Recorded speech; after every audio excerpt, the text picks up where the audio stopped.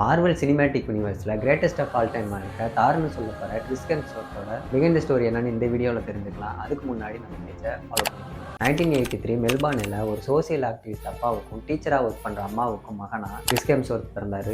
இவங்க அப்பா குடும்ப தேவைக்காக மாடுகளை வளர்த்துட்டு வந்ததுனால கிறிஸ் ஹெம்ஸ்வொர்த் சின்ன வயசுலேருந்தே மாடு மேய்ச்சிட்டு வந்தார். தன்னோட மேல் படிப்புக்காக வேற சிட்டிக்கு போகும்போது ஆக்டிங் மேலே இன்ட்ரெஸ்ட் வந்து ஆக்டிங்கை லேர்ன் பண்ணிட்டாரு.